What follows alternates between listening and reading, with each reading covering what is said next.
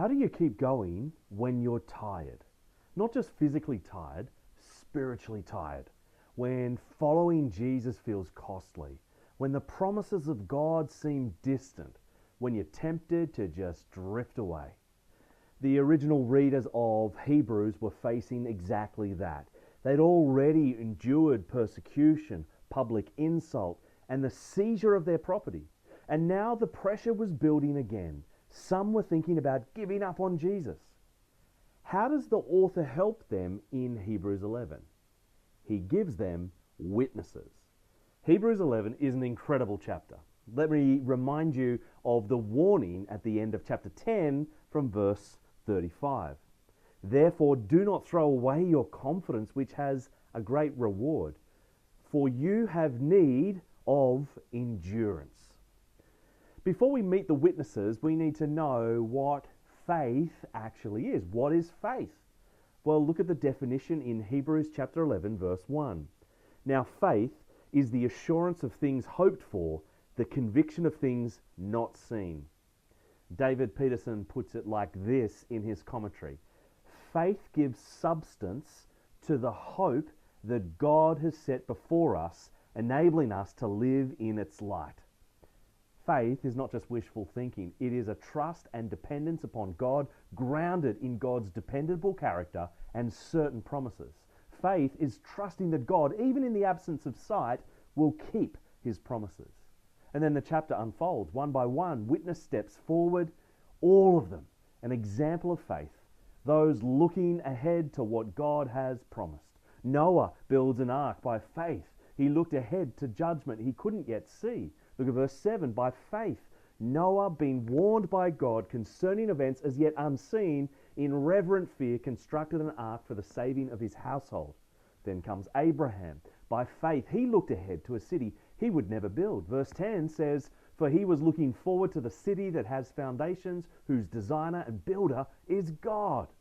Along with Abraham, we hear about Sarah, Isaac, and Jacob. They too lived the same way. By faith, they looked ahead to promises they would never hold in this life. Here's verse 13. These all died in faith, not having received the things promised, but having seen them and greeted them from afar, and having acknowledged that they were strangers and exiles on the earth. They were looking for something better. As verse 16 says, but as it is, they desire a better country, that is, a heavenly one. Therefore God is not ashamed to be called their God, for he has prepared them a city. Then there's Moses, who by faith looked ahead to a great reward. In verse 26 and 27 it says of Moses, he considered the reproach of Christ greater wealth than the treasures of Egypt, for he was looking to the reward. By faith he left Egypt, not being afraid of the anger of the king, for he endured as seeing him who is invisible. And the list goes on, as we'll unpack this week. All of them, in one way or another, were looking ahead. They were living by faith, all of them trusting God's promises about a future they couldn't see. Here's the conclusion. Look at verse 39 to verse 40.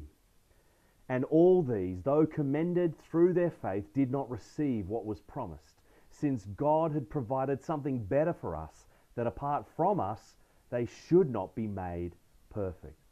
They were all waiting for Jesus. They glimpsed him from afar and greeted him across the centuries, but they didn't receive the fullness of what God had promised. The good news is that what these faithful witnesses long to see has now arrived. Jesus has come. We stand, along with the original recipients of the book of Hebrews, in an even more privileged position than Abraham, Sarah, Moses, and all those who live by faith in the promises of God, because Jesus has come. Abel's sacrifice pointed to Christ's perfect offering. Abraham's willingness to offer Isaac foreshadowed God not sparing his son. Moses' choosing reproach found its meaning in Jesus enduring the cross. All of these Old Testament saints were ultimately perfected together with us through Jesus' blood. They've entered the city they long for, not apart from us, but with us because of what Jesus has done in his life, death, and resurrection. The example of the witnesses lined up in Hebrews 11 spur us on. We run the same race they ran, but with even greater confidence, as those who stand on the other side of the first coming of Christ.